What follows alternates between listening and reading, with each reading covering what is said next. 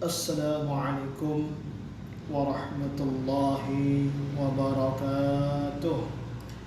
Alhamdulillahi rabbil alamin.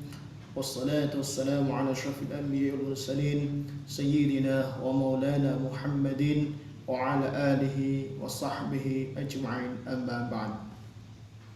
Alhamdulillah, berjumpa kembali dengan saya Toha Mahsun dari Pustaka Muhibbin.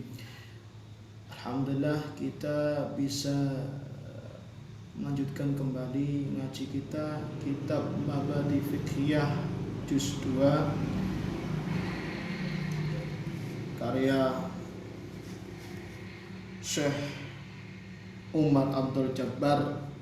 Semoga kita dapatkan barokah dari beliau dengan mengkaji kitab beliau. Nah, pada video sebelumnya kita sudah membahas mengenai sunnah abad, sunnah hayat, dan rukun-rukun sholat, hal yang membatalkan sholat dan sebagainya. Insya Allah pada kesempatan kali ini kita masih membahas mengenai bab sholat ya, dan mungkin di video selanjutnya pun juga masih bahas bab sholat karena pembahasan ini cukup panjang ya. Nah, pada video kali ini insya Allah masih bab sholat, tapi temanya tentang bagaimana nanti sholat sholat orang yang sakit atau saya tidak bisa berdiri. Insya Allah kita bahas pada kesempatan kali ini, dan untuk selanjutnya insya Allah akan membahas mengenai sholat berjamaah insya Allah pada video selanjutnya insya Allah ya. Mari kita sebelum ngaji seperti biasanya kita hadiahkan Fatihah tawassul dulu kepada al-mu'allif kita. Ya, bismillahirrahmanirrahim. Khususan ila ruhi sayyidina wa maulana Muhammadin sallallahu alaihi wasallam wa ila jamil anbiya'i wal mursalin wal awliya'i wa syuhada'i was salihin wa jamil al-mu'allifin, khususan al-mu'allif li hadzal kitab yakni Mabadi Fiqhiyah Syekh Umar Abdul Jabbar rahimallahu wa nafa'a bihi wa bi'ulumi fid daraini wa jami'il amwati wa jami'il amwati minal muslimina wal muslimat wal mu'minina wal mu'minat, khususan ila abaina wa ummahatina wa jadadina wa masyayikhina wa masyayikhina lahumul Fatihah. A'udzu billahi minasy syaithanir rajim. Bismillahirrahmanir rahim. Alhamdulillahi rabbil alamin. Arrahmanir rahim. Maliki yaumiddin. Iyyaka na'budu wa iyyaka nasta'in. Ihdinas siratal mustaqim. Siratal ladzina an'amta 'alaihim ghairil maghdubi 'alaihim waladdallin. Amin. Sidni Allah wa sunni fahman. Amin ya rabbal alamin. Ya, bismillahirrahmanirrahim. Silakan siapkan kitabnya yang sudah punya kitab ya. Soal iku ma apa hukume sapa man ing wong tarka ruknan ninggal apa rukun min arkani salat saking rukune salat syahwan kala hale lali. Bagaimana hukumnya seseorang yang meninggalkan salah satu rukunnya salat sebab syahwan, sebab lupa atau lali. Rukun sebagaimana yang sudah kita bahas sebelumnya, rukun sholat itu adalah suatu yang wajib kita kerjakan. Jika ditinggalkan maka akan berpengaruh atau bermasalah pada sholat kita, sehingga harus menyebabkan syahnya sholat. Dan rukunnya itu harus dikerjakan. Tapi jika kita tinggalkan sebab lupa ya, bukan sebab sengaja ya, sebab lupa ya, sebab kelupaan, maka bagaimana hukumnya? Jawab, yakti nekani sapa wong, yakti nekani sapa bihi sapa wong bihi kelawan al matruk ida tadkarahu tatkala eling wasjudu eling sapa musolli wong kang salat wasjudu kemudian bersujud sapa wong kang salat mau syahwin krana lali. Ketika kita sudah eling itu sudah ingat, maka dia harus bersujud, itu sujud syahwi. Itu ketika dia lupa ya, maka dia wajib bersujud atau sujud karena lupa, yaitu namanya sujud syahwi. Soal sekarang iku ma apa hukmu te hukumi man taraka ing wong kang meninggalkan, orang yang meninggalkan sunnatan ing sunnah min ab'adi sholati saking sunnah ab'ad sholat. Bagaimana hukumnya seorang yang meninggalkan sunnah sholat, yaitu sunnah ab'ad ya. Bagaimana hukumnya meninggalkan sunnah ab'ad sholat? Ini sudah dibahas ya sebelumnya, kita flashback aja ya.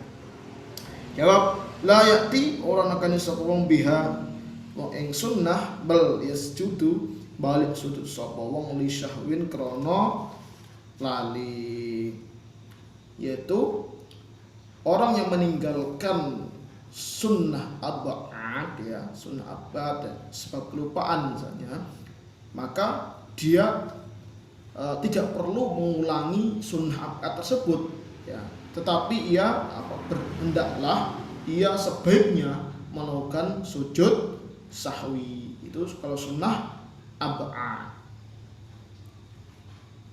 Selanjutnya soal iku ma apa hukmu utai hukume man taraka hayatan wong kang ninggal sunnah hayat. Bagaimana hukumnya seorang yang meninggalkan sunnah hayat? Tadi sunnah ab'ad ya. Kalau sunnah ab'ad, seorang jika meninggalkan karena lupa, nanti tidak perlu mengulangi lagi sunnah ab'ad tersebut, tetapi hendaklah nanti melakukan sujud sahwi. Sedangkan kalau sekarang sunnah hayat, bagaimana seorang jika meninggalkan sunnah hayat ya, itu sebab lupa ya misalnya. Jawab, la yakti orang akan sapa uang biha ing hayat wala yasjudu lan ora sujud sapa wong li syahwin krana lali. Kalau orang yang meninggalkan sunnah hayat, maka dia tidak perlu melakukan sujud sahwi ya. Dia tidak perlu melakukan sujud sahwi. Kalau sunnah ab'ad jika ditinggalkan, maka dia adalah melakukan sujud sahwi. Kalau sedang sunnah hayat, maka jika tidak meninggalkan sunnah hayat, maka dia tidak perlu melakukan sujud sahwi. Pembahasan lengkapnya mengenai sujud mengenai sujud sahwi, sunnah ab'ad, sunnah hayat, silakan ditonton video sebelumnya. Pada video kali ini saya tidak terlalu menjelaskan secara detail ya, karena sudah saya jelaskan di video sebelumnya. Silakan yang belum nonton video saya sebelumnya, silakan ditonton yang sebelumnya agar nanti urut ya, agar nanti runtut ya pembahasan kita. Nah, sekarang kita masuk pada bab ya mengenai orang yang sakit ya, sholatnya orang yang sakit atau sholatnya orang yang tidak bisa berdiri ya.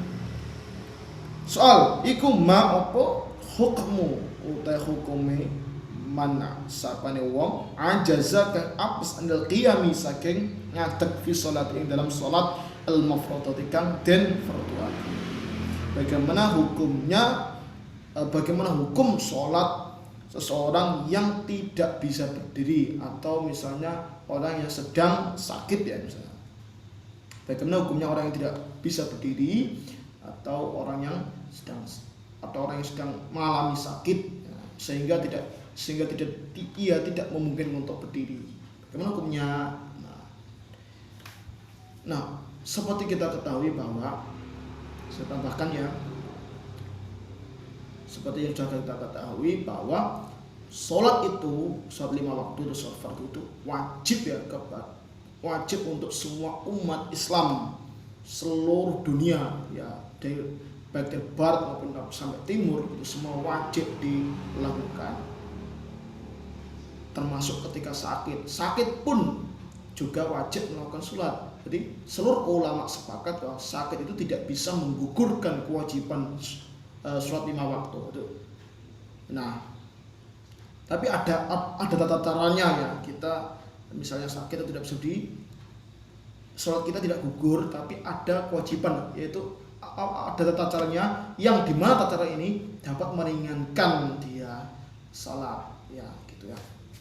Nah, sholat yang orang yang tidak berat sholat atau bahkan haram untuk sholat itu ada beberapa orang ya. Yang pertama orang kafir atau non muslim, itu jelas ya tidak wajib melakukan sholat. Dan yang kedua adalah wanita yang sedang haid dan nifas sampai dia suci, dan durasinya sebagaimana mereka yang sudah ketahuinya. Dan kalau sudah suci maka dia tidak wajib mengqadha sholat yang ditinggalkan selama haid dan nifas ya.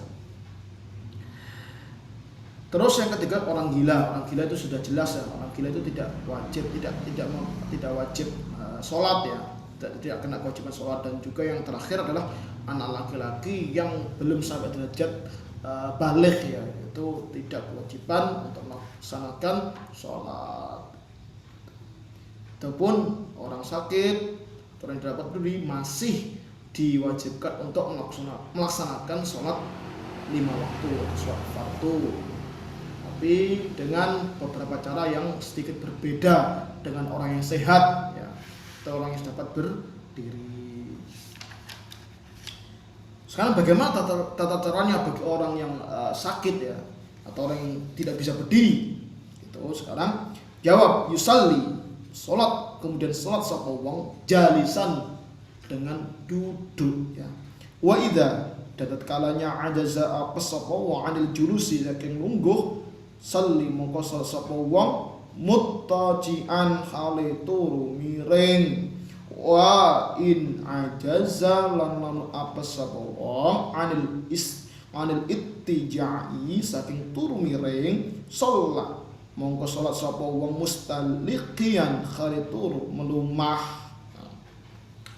Bagi orang yang tidak bisa berdiri atau dikarenakan sakit ya, sehingga dia tidak bisa berdiri, maka dia boleh dengan cara duduk ya.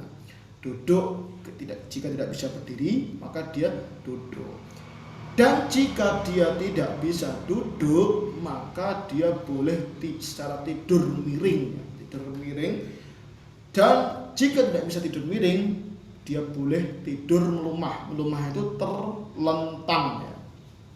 Dia terlentang. Itu tata caranya kita melaksanakan sholat 5 waktu dikala sakit misalnya. Dan dalam hal wudu pun ya, orang sakit itu juga ada sedikit perbedaannya. Kalau orang yang sehat itu selama masih ada air, maka dia wajib toharoh atau bersuci dengan air. Dan jika orang sakit yang dikhawatirkan nanti kalau misalnya kena air itu tambah bahaya, tambah parah, dia boleh tayamum. Kalau orang sehat, kalau selama ada air, maka dia wajib menggunakan air, tidak boleh tayamum. Itu dalam hal wudu. Dalam hal sholat, jika dia tidak bisa berdiri, maka dia boleh duduk. Jika tidak bisa duduk, maka dia boleh tidur secara miring. Jika tidak bisa tidur dengan miring, maka dia boleh tidur dengan terlentang.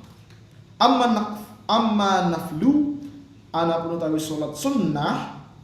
Adapun dalam hal sholat sunnah ya, feduzu mongko wenang atau maka dia boleh ayusalliyahu yen to sholat ing sholat sunnah sapa al-qadiru wong kang kuwasa ala qiyami ing atase ngadeg jalisan halil lungguh au muttaji'an atau turu miring. Nah, adapun dalam hal sholat sunnah, seorang yang sebenarnya bisa berdiri, maka dia diperbolehkan untuk sholat itu dalam duduk ataupun tidur miring. Ini berlaku untuk sholat sunnah, bukan tidak berlaku untuk sholat wajib ya.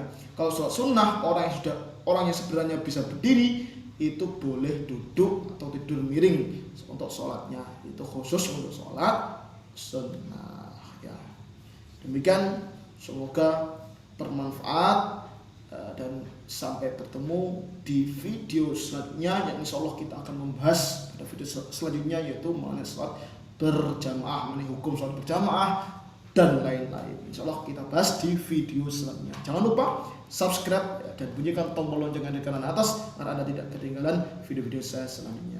Oke, seperti biasa sebelum kita mengakhiri ngaji kita sholawat dan doa sebagaimana yang sudah biasa kita baca. Bismillahirrahmanirrahim. Rabbi fanfa'na bi barakatihim wahdinal khusna bi hurmatihim wa amitna fi tariqatihim wa mu'afatihim minal fitani. Rabbi fanfa'na bi barakatihim wahdinal khusna bi hurmatihim wa amitna fi tariqatihim wa mu'afatihim minal fitani. Rabbi fanfa'na bi barakatihim wahdinal khusna bi hurmatihim wa amitna fi tariqatihim wa mu'afatihim minal fitani. Allahumma inni astaghfiruka ma'alamtanihi fartudhu ilayya inda khajati ilahi wa la tursini ya rabbal alamin. Allahumma inni astaghfiruka ma'alamtanihi fartudhu ilayya inda khajati ilahi wa la tursini ya rabbal alamin. Allahumma inni astaghfiruka ma'alamtanihi fartudhu ilayya inda khajati ilahi wa la tursini ya rabbal alamin. Akhir kalam, wallahu muwaffiq ila aqwamit thariq. Wassalamu alaikum warahmatullahi wabarakatuh.